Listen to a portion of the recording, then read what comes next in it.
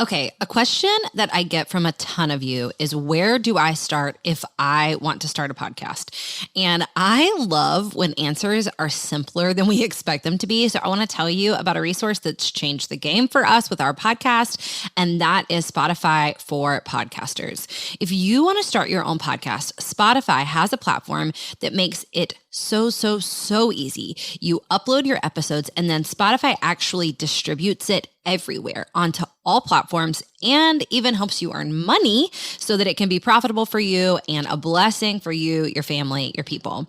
Spotify for Podcasters lets you record and edit your podcast literally from your phone or your computer. So if you don't have a fancy setup, it's okay. You can immediately get started today. Then again, you distribute it to Spotify and everywhere else that podcasts are available. You can also do video podcasts, which sounds like a dream to me. And when you want to take conversations with your people to the next level, you can do Q&A and polls, all sorts of fun things. You can earn money with ads and podcast subscriptions, or you can just get started using what you've got for the good of others and the glory of God. Check out Spotify for Podcasters. I use it. I love it. I highly recommend it. Download the Spotify for Podcasters app. I have it on my phone, highly suggest, or go to spotify.com/podcasters to get started today.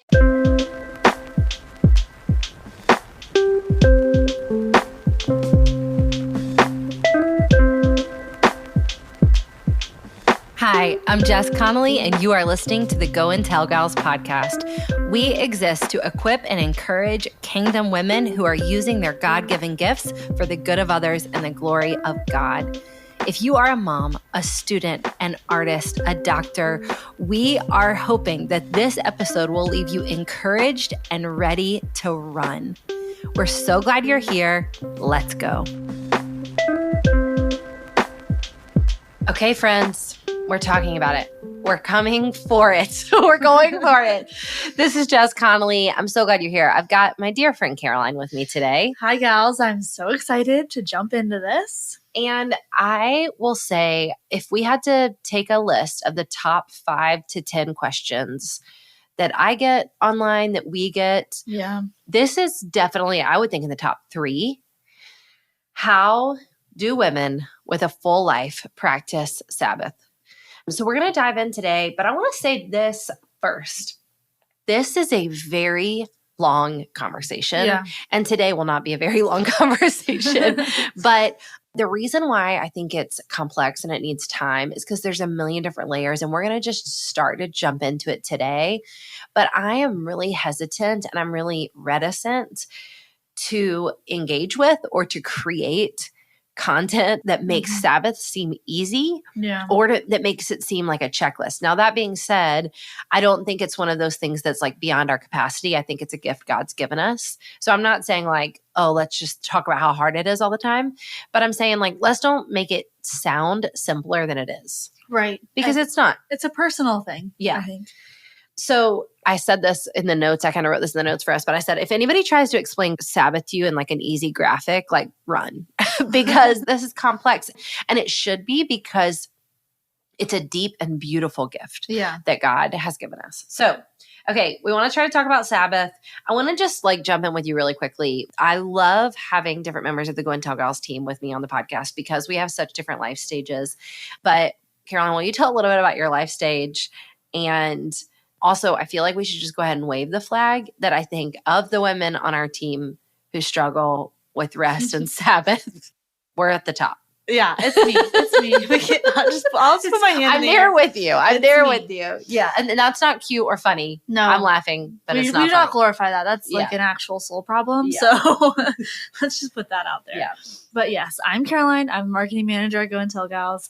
I am 23 years old. I live in Charleston, South Carolina.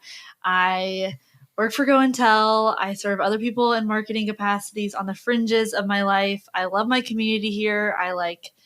I'm desiring to build a beautiful community here in this city. I'm single. What else do I need to know? That's good. Yeah, I like to have fun. Yeah. I try to live a fully alive life. Yes. So. I would say you do. You don't try. Yeah. You live a beautiful life. If you're not familiar, if we're not friends yet, hi, I'm Jess. I live on the other end of that spectrum. I'm just creeping towards 40 very quickly. I have 4 kids, 3 are teenagers. I run Go and Tell Gals. I help lead Bright City Church with my husband. And so what are the boulders in my way keeping me from rest are similar but different. Yeah. So let's say this, like, when did you first hear about the practice of Sabbath? Did you see it growing up in your life? Because that, I think, is actually really pertinent to this conversation. And there are so many women who might have just hit play who are like, I can't even really understand what word you're saying. We're saying Sabbath, Sabbath. And there might be some of you who are saying like, I don't even know what you're talking about.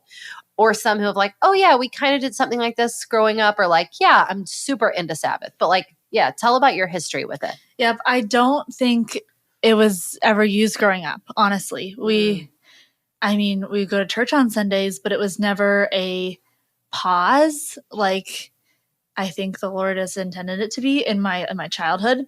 I think I encountered it for the first time in college, and I saw the beauty of like living rhythmically in college and living towards more of a rule of life. And I think that's where I first saw it and experienced it in the way it might be intended to be experienced. Yeah, that's good. I know my family went to church on Sunday, and obviously I was there. I remember that part. And I think I have a like faint memory. For a while, we didn't eat out on Sundays because we were like, we shouldn't make other people work. Right. Did you do that? No, but I've heard that before. Like some of my friends will be like, we can't go shopping on Sundays as a kid. Yeah. Because we don't make other people work. We don't want to make other people work. It is. Yeah. I do remember giving up on that at some point as a family. And I remember like, no, we go to lunch now. So I'll tell you when Sabbath became important to me in my life. Well, I'll say this. I remember as a young mom when my kids were like 3, 2, and 1, and I went to this Bible study. And at the time, I didn't work a job outside of the house. So I didn't think about days off. I didn't think about days on. I didn't think about, I didn't think about the world in that way. And I went to this Bible study with a woman who had kids a few years older than mine. And she was talking about developing a Sabbath practice. And I was like, interesting. Like she was a stay-at-home mom. And I was like, well, we don't work, and of course I valued my work as a stay-at-home mom, but I was like, I can't take a day off. I can't take a day off from this. And she was like, well, you'd be surprised. There's things you can do. And so she was the first one who started to show me like, hey, there are ways that you can even help your family pause and create rhythms of rest within your family that signal to all of you, today we're taking a day to honor God and rest with our bodies. So that was like the first time in my adult life that I was like, interesting. Yeah. I need to pay attention to this. And I will say at the get-go, I had immediate reservations. Like I was like, I can't not. What can I not do? I have to take care of these kids, I have to do the laundry. I have to do these things. And so that's been an ongoing exploration for me, even as a mom. And I'm sure we'll talk about this in a second. So that being said, let's just like even look at the broader spectrum of like, why Sabbath? What is Sabbath? What and why is Sabbath? I want to hear your thoughts first, and then we can just kind of keep talking about it. I think when I first started to experience and live into Sabbath or like taste the sweetness of Sabbath, I realized how beautiful just this like practice of obedience ordered the rest of my life. Yeah. That I could experience a different fullness in every single day due to my Sabbath, that this wasn't just like you're off the clock. This was like a celebration of the life the Lord has given us and where the Lord is in our life, and a moment to be like, wow, honestly, like God is real and I can take a break and trust him. For me right now in this current season, I'm really seeing Sabbath as a practice of trusting God, because it does take some trust to take a pause, and that has helped me lean into it a little bit more. So good. Okay, so when we talk about what Sabbath is, we're really referencing the ordinance. I'm trying to not use the word commandment, but let's go ahead. One of the 10 commandments given to us in Exodus 31, where he says, you will honor the Sabbath. But there's some other passages that are really helpful to look at in regards to Sabbath. Now, one that revolutionized my understanding of Sabbath in my 20s was really the creation story, where we see God says it was evening and then it was morning. And then also in the creation story where obviously God takes a day to rest after creating. And so here we see God image and live out and model this rhythm for us of like, God did not need to rest and he still rested from creation. But then also for me, this language of it was evening and then it was morning. It was evening and then it was morning. This for me really changed my understanding of rest, of all versions of rest, not just a weekly Sabbath, but even like daily rest. That we have shared this a few times on the podcast, but we don't rest from our work. We work from our rest because there was evening and then there was morning. Right. Evening came first, rest came first, and then work. And so the American version, or even the like current cultural version, is we push until we collapse and then maybe we rest. Right. But usually we're actually told to then like push a little bit more. Right. But God's version is you rest and then you work, and you work from that rest. Another great passage to reference when we're talking about Sabbath is Mark 2, when Jesus says, man wasn't made for the Sabbath, Sabbath was made for the man. And in that, Jesus is saying like, this isn't something I want from you. This isn't a test you take. This is a gift I'm giving you. And so when we talk about Sabbath, we're really talking about the biblical definition of taking 24 hours a week to rest. Yeah. And I would say, the why behind that, absolutely for me, I'm with you in this season, is it feels like a moment for me to say, God is God. Yeah. And I'm not. God is my provider and I am not. God holds the world together and I do not. I also think it's just, again, helpful to reiterate the why for me behind obeying God in this is because it's something he wants to give me, because it's this really special, beautiful, deep gift of taking a deep breath. And I want to open every single gift has for me. But then my last big why that I'll share with you that really has me convicted right now is because it's obedience. And, you know, around here, we've gotten into the habit of saying like, his kingdom come, his will be done. And also, his kingdom comes when his will is done. And so another phrase that we've been talking about a lot is that we've got a lot of women trying to obey God by disobeying God.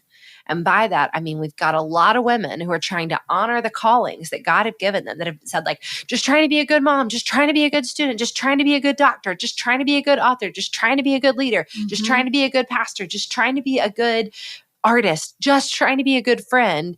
And by that, the number one way they're doing that is by not resting. Yeah. And so just as our reminder, we can't obey God by disobeying God.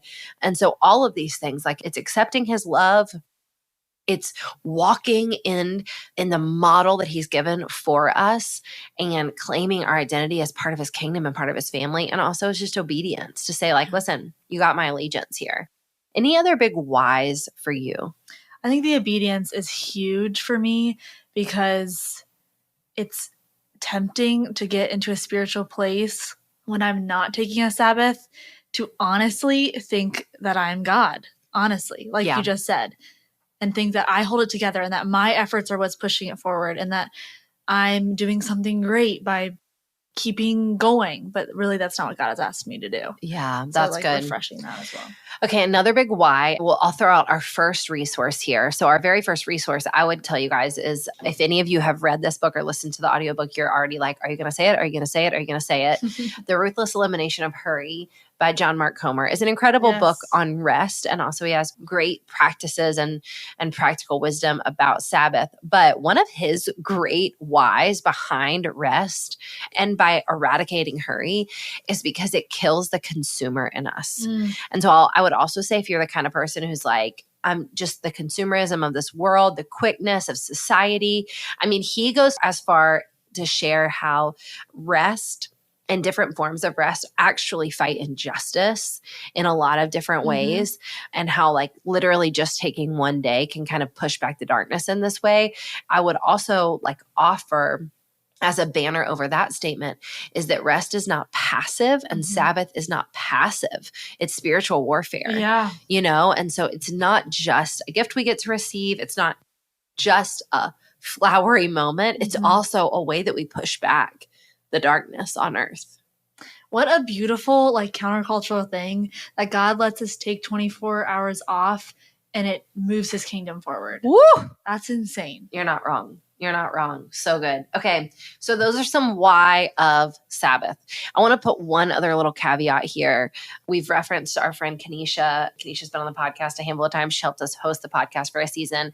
And she is the one who shared this great quote with me where she said, if you fight for your limitations, you get to keep them. And I will say regarding Sabbath that like this is the very first kind of caveat that starts to come up is that women are like, but I'm a stay-at-home mom, or like, but my work schedule doesn't allow it, or like, but I have a huge deadline. And think, number one, again, none of this talk about developing a Sabbath rhythm for your life is about you earning God's love.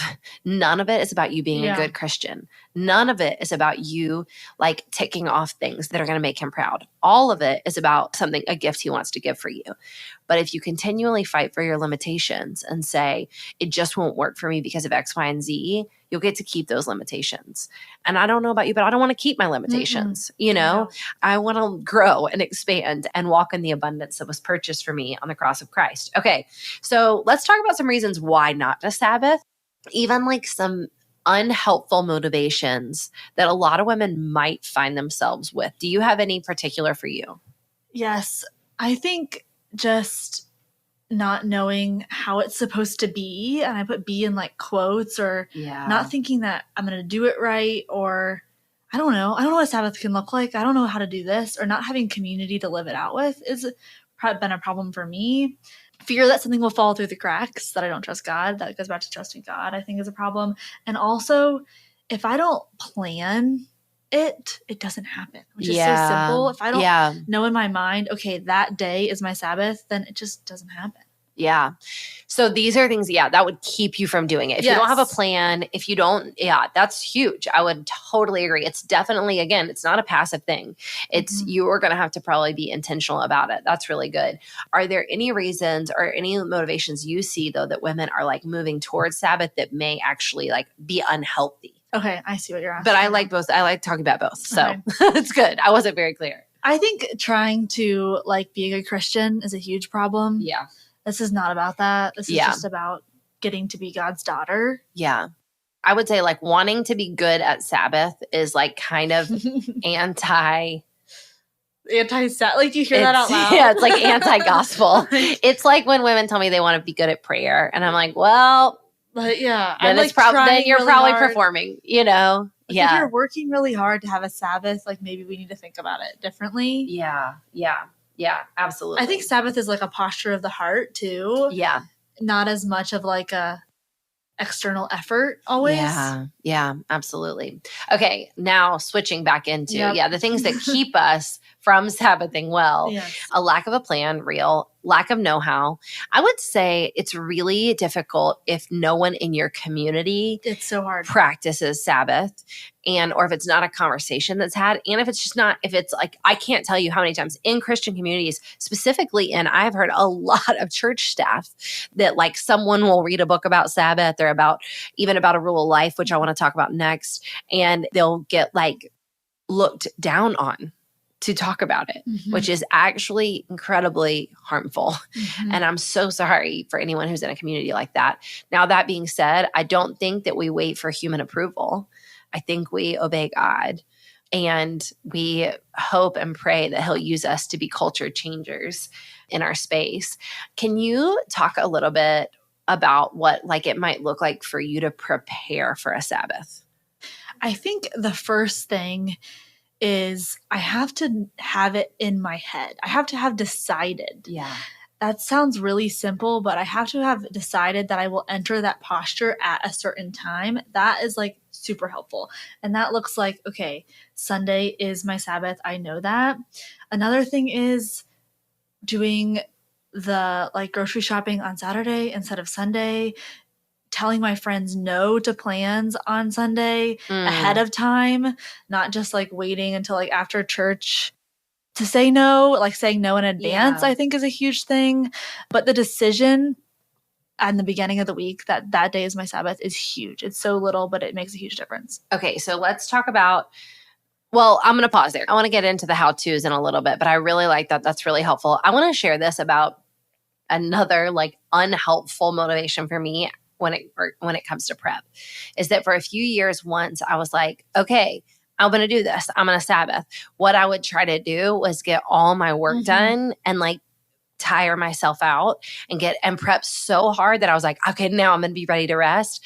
But it like went against the heart of rest because I was still trying to like earn my goodness, earn my worth, earn my rest, which is absolutely not something we can do or should try to do. We don't earn our rest. It's a gift from God.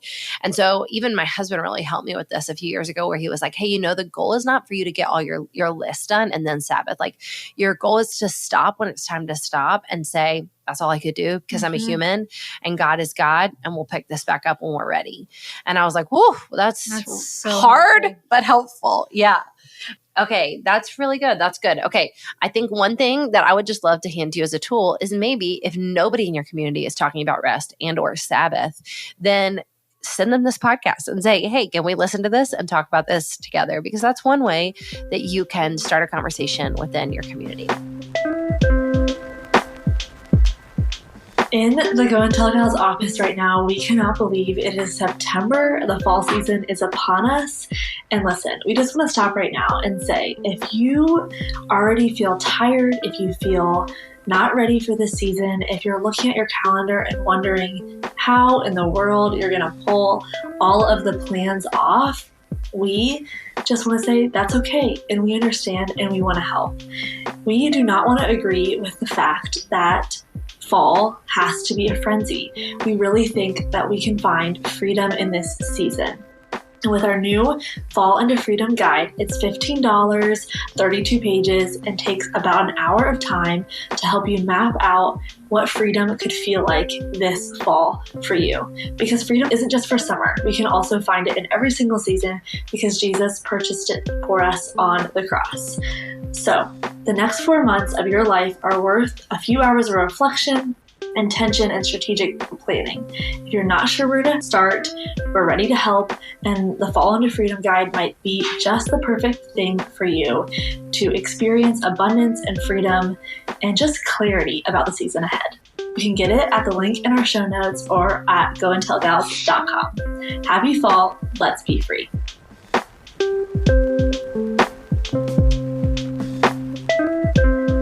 We've talked about why. We've talked about what's really difficult or maybe why we don't want to celebrate a Sabbath. Now let's get a little bit into the nitty-gritty of the how-to. Again, this is just the start of this conversation for us. I think we could probably do about 6 podcast series on this.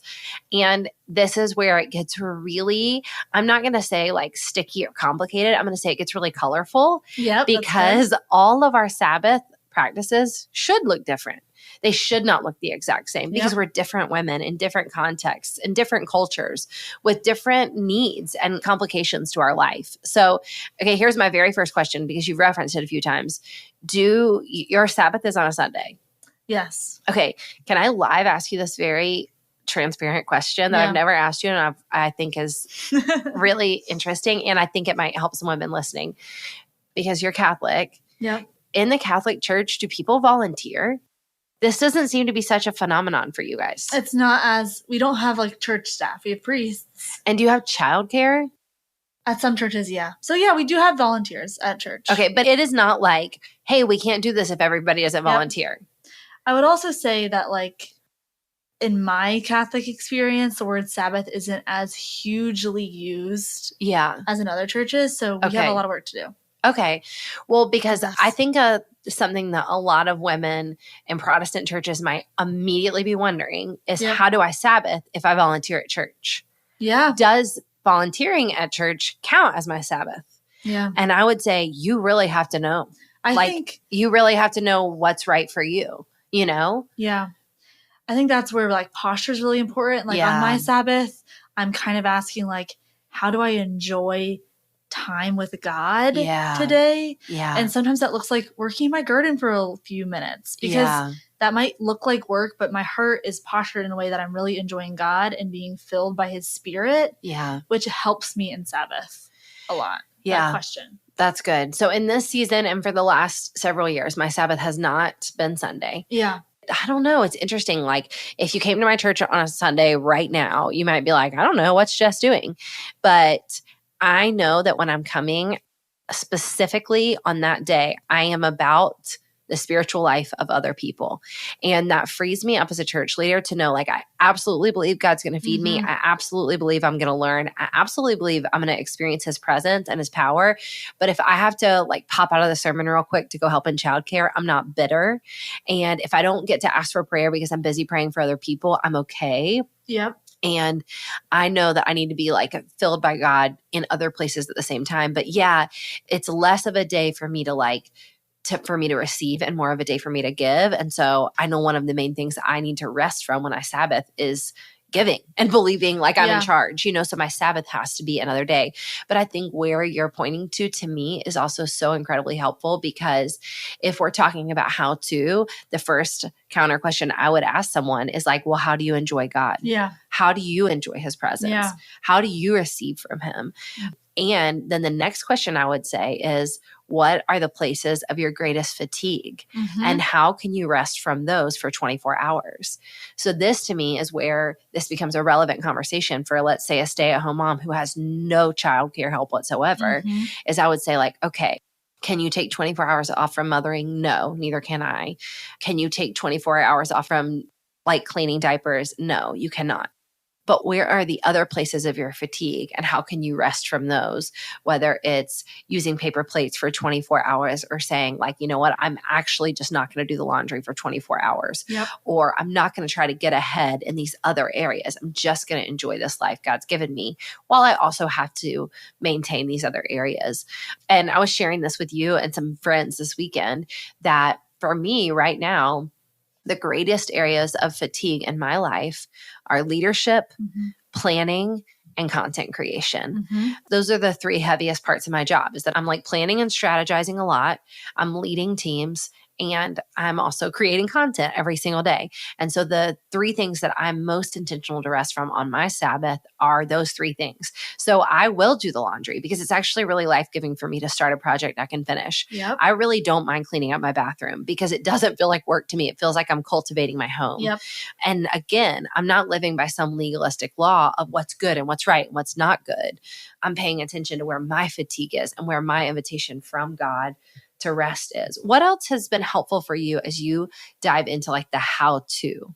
I think those two questions, like you hit it right on the head of, if you want a Sabbath plan, I would start with exactly what you said. How do you enjoy God, and what are you most fatigued by? Because I think we can complicate it so much of like, well, am I allowed to do this? Am I allowed to do that? I don't think it's about that. I think it's like really the posture of your heart. Like, for example, in my season of life, on Sundays, I don't say yes to a lot of plans with other people because I'm wildly introverted and I love my alone time. And that's kind of helpful and helps me rest from that occasionally fatigued area. Or like, I don't open my laptop because that's where all my work happens. So I know I need to rest from that. But if I'm doing the laundry, that feels really good to me. Or if I like explore farmer's market and buy some groceries, it's not as much work as it is enjoying God and his creation. Or if I work in the garden or I tend to my lawn, that's like super life-giving to me. So I think those two questions are very helpful. Okay, will you share a little bit, because you've mentioned a couple of times the rule of life, and will you share like when you first came into awareness about the practice of developing a rule of life, what that looks like for you? And let's talk about that kind of in this broader conversation. I'm always pretty genuinely surprised that not as many people talk about and or know about a rule of life. So the first time I practiced a rule of life was actually when I lived at a summer camp as a missionary in college. Love. And we lived in community, and it was really helpful to have a rule of life set. It's an ancient spiritual practice, like the Benedictine monks use it. A lot of monks use it. A lot of spiritual leaders use a rule of life. And the word rule can maybe sound a little bit intimidating, but really is an ordering of your days, your life, your maybe priorities, if you could use that word, that allows you to have a framework for freedom, I think. Instead of, it really allows me freedom in my life of like, how do I want to live? And what will that look like? And what is God calling me to? And like, let's write that down so that we can like experience that obedience and therefore experience freedom in my day to day. Does that answer your question? Yeah, that's really good. Okay, so the definition of rule of life that John Mark Comer shares is a rule of life is a schedule and set of practices and relational rhythms that help us create space in our busy world for us to be with Jesus, become like Jesus, and do what Jesus did. Mm-hmm. Also, again, yes, just to confirm, he did not come up with rule of life. It was definitely an ancient practice, but I think it's one that's really helpful to bring into a modern setting. So a rule of life, like if I was going to work on my rule of life, here's what I would do. And I would love to hear yours. I would take a blank sheet of paper. You have yours. You're going to pull it up. Bring it. I'd love it. I think I have it.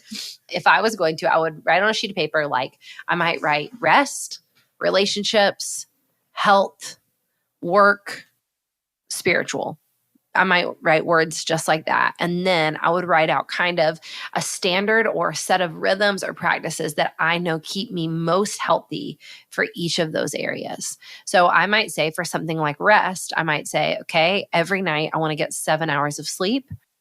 Every week I want to spend 2 days off of social media. Every week I want to take one Sabbath. Every quarter, I want to have a weekend away with my family somewhere. I mean, that's not what we do, but that would be great. So I might say something like that. For my health, I might say like, okay, for my autoimmune disease, I eat gluten-free and dairy-free. I work out 5 times a week. I take my thyroid medication. I see my doctor for blood work 4 times a year. And I do life-giving workouts that like help me experiencing abundance. So I might just say different things like that. Like, for example, on my rule of life in my relationships area, I say once a month, I go to coffee with someone from my church. And once a quarter, I try to have a girls' night with some friends. And that's what it looks like for me.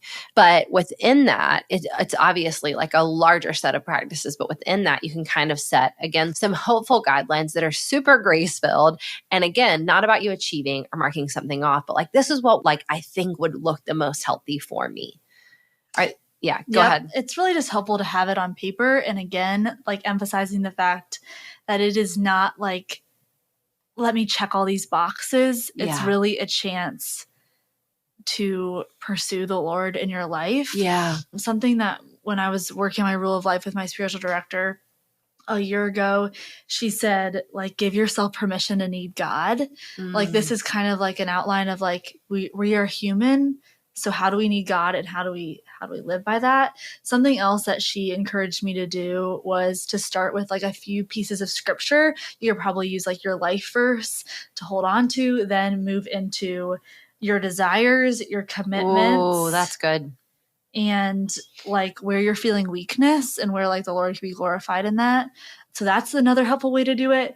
But I typically outline the different sections of my life, just like Jess said, of like, this is my prayer, this is my community, this is my work. Like if you do an overview audit of your life, like those different sections, and like, how will you find God in that space? That's good. Okay, I want to tell you guys this story, and then we're going to give you a few resources, and know that this is just the beginning of the conversation for us, and we just kind of wanted to meet everybody where they're at today. But I wanted to tell you this story. Okay, so I had this kind of prophetic thing happen. It wasn't kind of prophetic. It was truly prophetic. I feel like God gave me this gift of this vision. And occasionally at Go and Tell Gals, we will do this vision, what's the best word? Like practice with women, where we'll help them kind of access some God-given desire. And occasionally it ends up feeling really just spirit-led, and people experience some vision from God about their future. And that's not always like a physical vision, you know, it's just like, ooh, I've noticed I have this desire in me. So I lead women through this practice a lot. Again, it's really spirit-driven, like tied into the word, and it's beautiful, but I don't go through it myself a ton. But back in 2019, I really can't even remember the setting for where I was when I went through it. But I did this vision practice, and I felt like God showed me this picture of me standing on a beach, and I was facing away from the ocean. I was facing a house, and I was looking up at the house, and my kids were in the house. And I knew in my soul that like what I was looking at was a picture of us on sabbatical. And this was in 2019, and our family was supposed to go on sabbatical in 2020, but we were on the beach, and I knew that we weren't going on sabbatical to the beach in 2020. We had all these other plans of where we were going to go. And so I was like, oh, interesting. That must be 7 years from now. So I was standing on the beach and I was looking at the house and sensed God say in my spirit, I would have done all of this just for you. I would have done all of this just for you. And I was like, well, wow. That was beautiful. I have no idea what that means, but that's really sweet. And I told people about it. I told Anna, who works with us at Go and Tell Gals. I told my husband, I was like, I had this sweet picture from God. I don't really know what it means. I think it's about our sabbatical in 2027, which is weird. But I just had this sense of God saying, I would have done all of this just for you. And so, of course, the year 2020 comes and all the travel that our family was supposed to take got canceled because of the pandemic. And wouldn't you know, we ended up at this little beach house for the entire month of our sabbatical. And we had plans to kind of draw away from work and to stop working and to just hear from God and to rest as a family. And if I can be honest with you, a few days in, like the wheels had fallen off for me. And I didn't know who I was without working. And I didn't know who I was without leading. And I didn't know who I was without producing. And I had literally left my laptop behind and had like made all these commitments to really use this month to rest. But I was having such a hard time, like really honestly feeling worthy of the rest. And I was just spiraling. Yeah. And one night I went on a walk on the beach and I was like looking at the ocean and I turned around and I faced the house and I realized like, this is it. This is what he showed me. And so those words came right back to my spirit. I would have done all of this just for you. I would have done all of this just for you. And in that moment, like what I sensed Holy Spirit telling me was, like, I would have done everything for you because I love you. You do not have to earn your place in my kingdom. Yeah. You don't have to hold it all together and you don't have to like earn your approval here. Like, I just love you and want to give gifts to you. And so as you begin to think about what Sabbath could look like in your life, that's what I would hand you. Like, God would actually give you the most restful days to help you recover and be restored and be renewed for the good, beautiful work he's called you to in your life. And as much as for those of you who have kids, like as much as you would want rest and recovery for them, or for those of you who love someone, anyone, a friend, and you would just like, oh, I just want help for them. Like, how much more does your Father love you? Yeah. That he would just do all of this for you, that he would say, I want to give you Sabbath. I want to give you rest. So we pray that this has been a good conversation starter. Talk to us about it online. Please. If you haven't heard, we're going to give you some resources in just a second. But if you haven't heard, we're doing a giveaway. So if you leave a review wherever you listen to podcasts, we're picking one gal a month to get a free coaching call. We can talk about how to develop your Sabbath practice. I would love that. I would love to do that with you. So leave a review wherever you listen to podcasts and we'll reach out to one winner. But let's share a few just further resources. Again, I'd love to mention The Ruthless Elimination of Hurry by John Mark Comer. Do you have any favorites? That is my favorite, honestly. I love that really book. Good. I would also suggest Sacred Rhythms by Ruth Haley Barton. I would also suggest the book The Invitation to Retreat or Solitude, and I think it's called Solitude and Silence, both by Ruth Haley Barton as well. And we'll put all these books in the show notes, but we'd love to hear your favorite resources too. You can tell us on Facebook in our Go and Tell Gals Facebook community group or on Instagram or send us an email. We love you. God is mighty in you, and he would do all of this just for you. Thanks for joining us for today's podcast episode. We would be so blessed if you would take a minute to leave a review wherever you've listened to this podcast. You're also welcome and encouraged to share this on Instagram, Facebook, wherever you use social media. We'd also love to hear from you. DM us on Instagram or send us a message on Facebook, shoot us an email. We love to connect with you to hear how we can encourage you and further equip you. God is mighty in you. Let's keep going.